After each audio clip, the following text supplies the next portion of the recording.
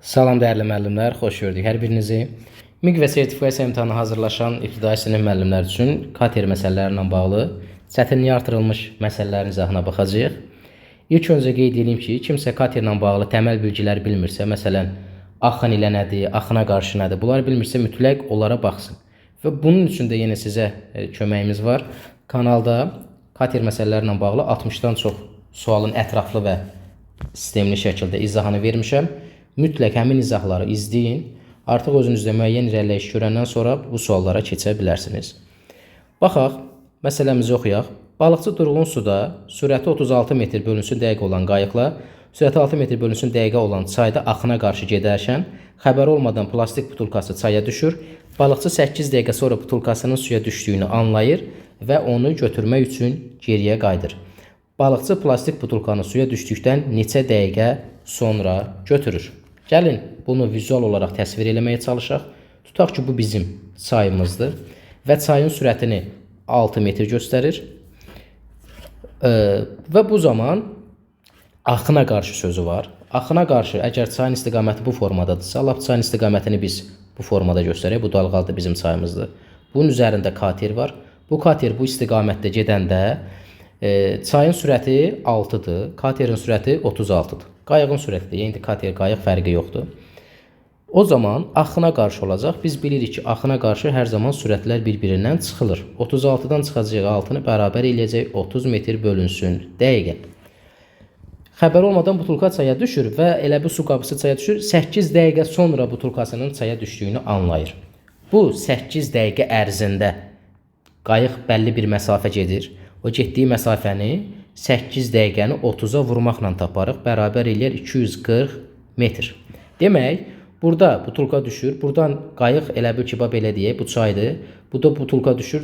Qayıq bura doğru gəlir. Və təbii ki, butulka buradan da bu tərəfə gedəcək.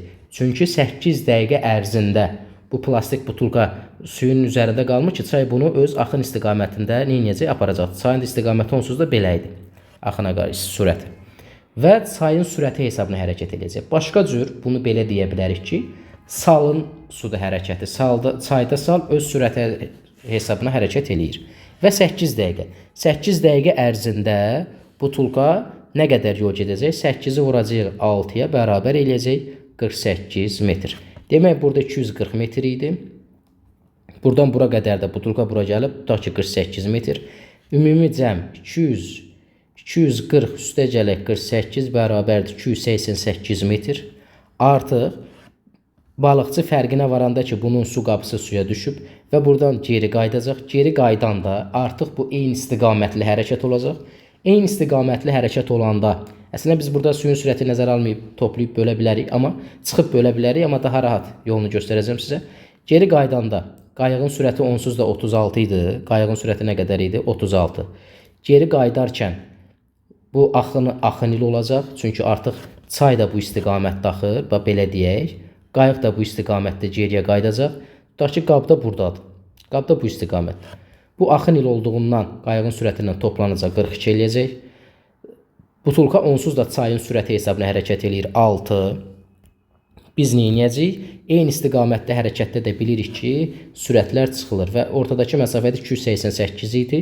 Böləcəksən 48 çıxılsın 6, daha doğrusu 42 çıxılsın 6. 36 eləyir. 42-ni də 288-i də 36-ya böləndə 8 dəqiqə. Amma bu 8 dəqiqə deyil cavab. İndi cavab variantında verməmişəm, amma ola da bilərdi. Bu 8 dəqiqə. Bunun buradan belə deyək, geriyə qayıdıb götürməyidir. Bəs papaq butulka düşəndən də 8 dəqiqə sonra bu formada getmişdi axı. 8 dəqiqə üstə gəl 8 bərabər 16 dəqiqə. Doğru cavab C variantı. Yəni müəllimlər şərtə diqqətli olmaq lazımdır. Suya düşdükdən neçə dəqiqə sonra deyir. Yəni butulkanın fərqinə varandan sonra yox. Növbəti məsələmizə baxırıq müəllimlər. Növbəti məsələmiz qayıq çayın axınının əksinə 7 saat hərəkət edərək bir körpüdən digərinə çatır və çayın axını ilə 4 saat hərəkət edərək birinci körpüyə çatır. Qayığın sürətini göstərən burada qayığın olmalıdır. Qayığın sürətini göstərən cihazın göstərişi hər iki istiqamətdə eyni olmuşdur. Durğun suda qayıq həmin sürətlə iki körpü arasındakı məsafəyə bərabər məsafəni neçə saata qət edir? Burada Müəllimlərin ilişib qalacağı cümlə bax bu cümlə ola bilər. Qayığın sürətini göstərən cihazın göstərişi hər iki istiqamətdə eyni olmuşdur.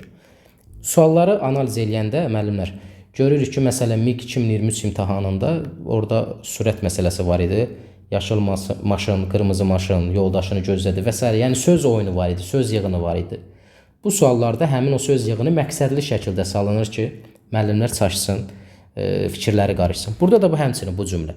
Bu cümlə burada o deməkdir ki, qayığın öz sürəti, belə deyək də maşınla analiz eləsək, maşında speedometrin şkalası dəyişmir. Yəni qayığın öz sürəti dəyişmir. Sadəcə qayığın sürətinə çöldən suyun sürəti təsir göstərir. Bu öz yerində. Yəni bu cümləni biz qayıq sabit sürətlə sözü də əlavə edə bilərdik. Belə. İndi bu nə deməkdir? Bu birinci körpüdür, bu ikinci körpüdür. Burada 7 saat, 4 saat sizə qızıl kimi bir qayda qeyd edəcəm. Müəllimlər əgər kater məsələlərində, sonra digər sürət məsələlərində də təkcə bizə zaman verilibsə, məsafə yoxdursa, sürət yoxdursa, biz bu zamanlara eyni zamanda bölünən bir məsafə tapa bilərik. Bu məsafə nədir? 4 ilə 7-yə bölünən, eyni zamanda bölünən ədəd hansıdır? Təbii ki, 28.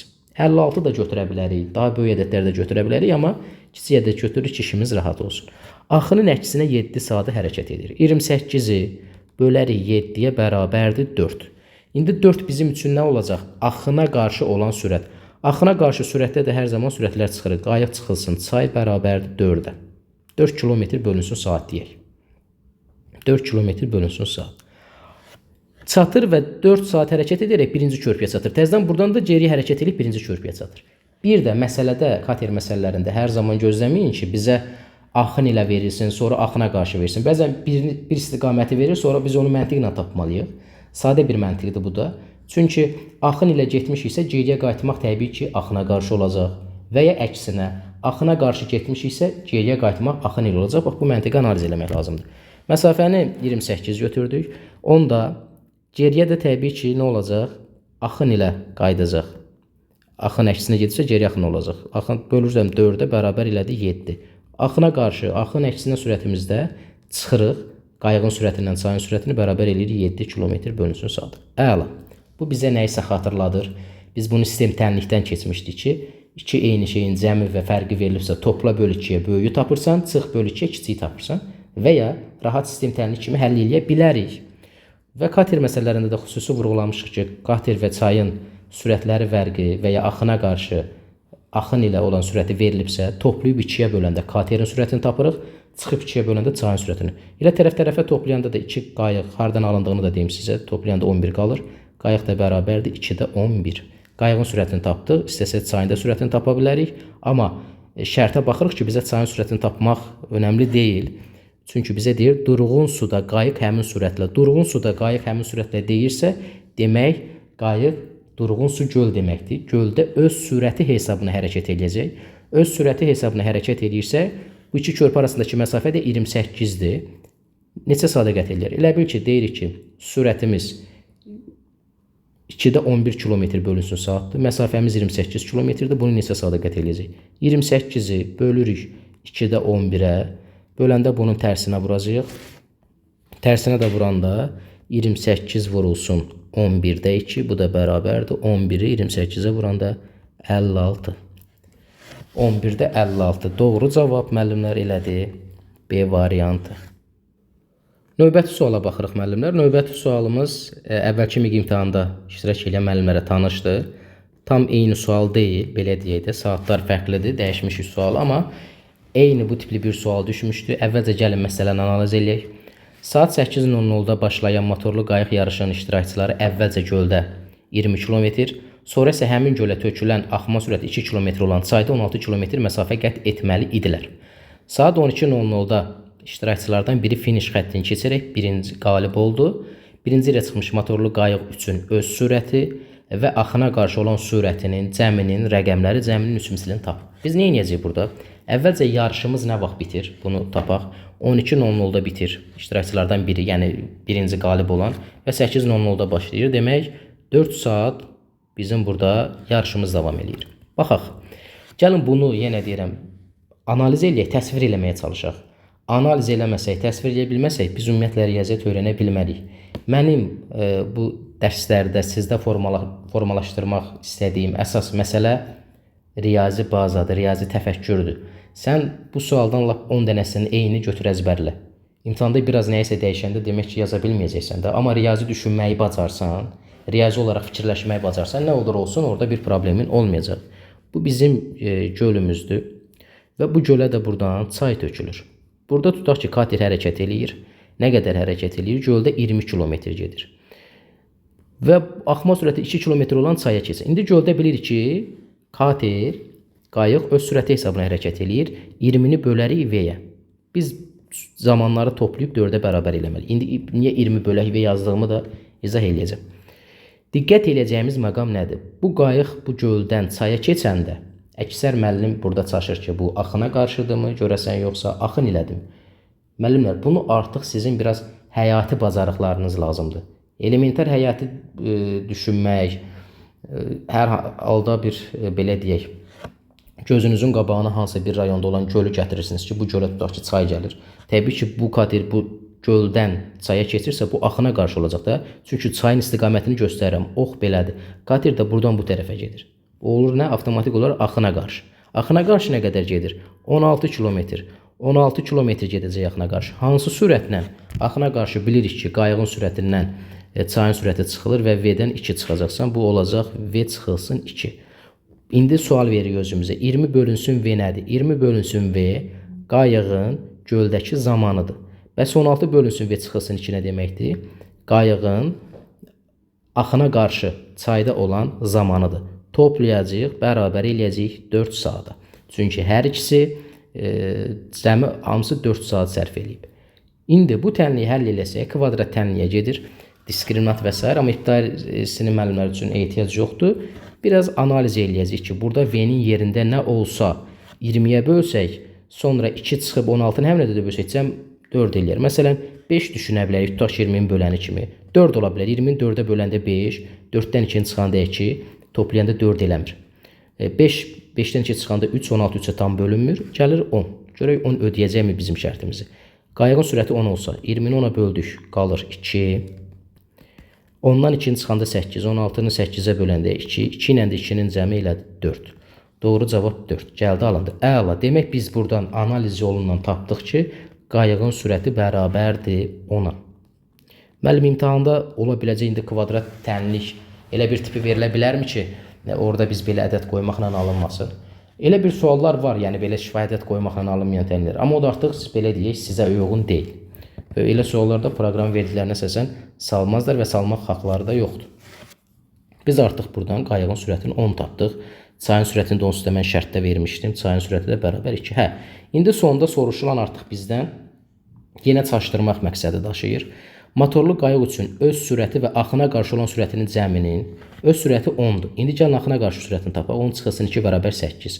Bunların təzədən cəmi, çünki öz sürəti 10-dan axına qarşı olan 8 sürətinin cəmi elədi 18. Cəminin rəqəmləri cəminin təzədən bu 18-in rəqəmləri cəmi 1 üstə gəl 8 bərabərdir 9. 3 misli təzədən 9 vurulsun 3 bərabər 27. Doğru cavab Y. Gördünüz müəllimlər, yəni maksimum şəkildə analiz eləmək lazımdır. Müəllimlər, indi baxırıq növbəti 4-cü sualımıza. Bu sualımız belə deyək, o az öncə izahını verdiyim 3-cü sual tipindədir, amma ondan çətindir. Çətinliyini deyəcəm nədir?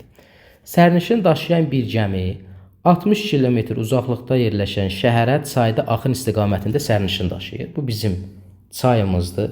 Burada bizim tutaq ki, şəhərimizdir. Və burada 60 km məsafə var. Axın istiqamətində axın ilə gedir. Çayın sürəti 4-dür. Verilənləri düzgün analiz edirik. İndi daşıdı, gəldi bura. Tutaq ki, bu şəhərə gəldi, A şəhərinə. Hər hansı bir şəhərdir. Sərnişinlərin gəmidən düşməsi və gəminin geriyə təkrar hərəkətə başlamasına 1 saat vaxt gedir. Gəldiyi yol ilə geri qayıdan gəmi geriyə hərəkətə başladığı yerdən 36 km irəlidə bir qəsəbədə dayanır. Yəni buradan gəlir, burada hər hansı bir qəsəbədə dayanır. Tutaq ki, 36 kilometrik bir məsafədə dayanır. Və bizə deyir ki, bunların bu müddət ərzində sərf elədiyi zaman 15 saatdır. Aha, kifayət qədər belə deyək, analiz edirsiniz. Çayın sürəti 4-dür. Əvvəlcə biz Gəminin durğun sudakı sürəti deyir. Gəminin durğun sudakı sürət ilə gəminin öz sürəti deməkdir. Durğun sudakı sürət onsuz da gəminin öz sürətinə bərabərdir. Gəminin sürəti deyə indi burada gəminin sürətində bir V ilə işarə edirik. Axın il olanda onda sürət nə olacaq? V üstə gələk 4. Bu məsafəni axın istiqamətində gedir, sürətləri topladıq. Hansı məsafəni? 60 kilometr məsafəni. Niyə bölürük? Çünki bu bizə nəsə zaman verməlidir. Buradan 60 bölünsün və üstə gələk 4. İndi geriyə qayıdacaq. Tutaq ki, geriyə qaydanda gəldi, burada hər hansı 36 kilometr irəlidə bir ortada dayandı. Tutaq ki, bir qəsəbədə dayandı, qəsəbənin kənarında. Onda bura 36 kilometr. Bəs bu geriyə qayıtmaq artıq nə olacaq, müəllimlər? Axına qarşı olacaq. Burada da 36 bölünsün və çıxılsın 4 olacaq. Bu, bunların zamanıdır. Ortaya toplama işarəsi yazacağım. İndi gəminin dayandığı ana qədər sərf etdiyi ümumi zaman 15 saatdır. Amma bu 15 saat bərabər yazmayacağım. Niyə bərabər yazmayacağım? Ona görə ki, bu 15 saatın 1 saat ləngiyi baxı. Çünki burada sərnişinlərin gəmiyə düşməsi, təzədən gəmiyə minməsi. Ona görə mən bura 14 saat yazacağım. Aydın oldu müəllimlər. Üstə 1 gəlib 15 də yaza bilərəm və ya sadəcə bunları 14. İndi gəl yazdıqlarımızı bir də analiz eləyək.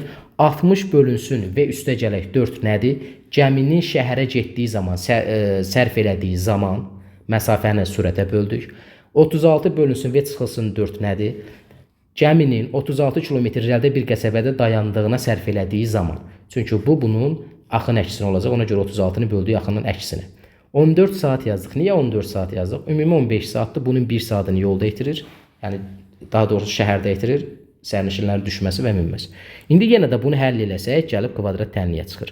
İmtahanda düşən kater məsələsindən bunun çətinliyi odur ki, orada bir dənə V idi. Burada biz hər iki tərəfə baxmalıyıq. İndi müəllimlər, yenə də bunu həll eləsək, V kvadrata çıxılsın 4 və s. kvadrat tənliyə gəlir. Biraz analiz eləyəcəyik.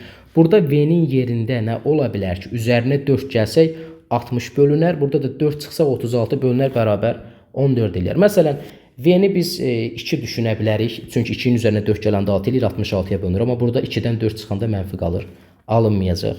Sonra 4 olmaz. Sonra cüt ədədlər onsuz da olmalıdır 60 bölünməsi üçün.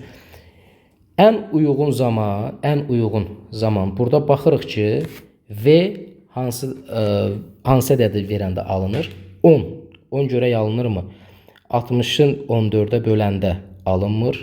Yox, alınmadı. 8. Baxın, mən də sizi kimi analiz elədim. Bu da artıq sənin ədəd rəqəmlərlə işləmə vərdişindən gəlir. Gəlin yoxlayaq. 8-in üzərinə 4 gələndə 12, 60-ı 12-yə böldük, neçə elədi? 5. 8-dən 4-ə çıxanda 4, 60-ı 4-ə böləndə neçə elədi? 9, cəm 14 elədi. Əla. Demək V8-dir. Gəminin durğun sudakı sürəti nəyə bərabərdir müəllimlər? Gəminin durğun sudakı sürəti C variantı 8-ə bərabərdir. Gördünüz müəllimlər, bax bu tənliklə bizim cavabımız alındı. Siz artıq katerlə bağlı bu məsələləri əzbərləmək yox, mənasını dərk eləyəcəksinizsə, imtahanda nə cür kater düşsün, məntiqinizi, bildiklərinizi ortaya qoyub, analiz, sintez eləməklə həmin sualları həll eləyəcəksiniz. Sağ olun müəllimlər, növbəti izahlarda görüşərik. Hələlik.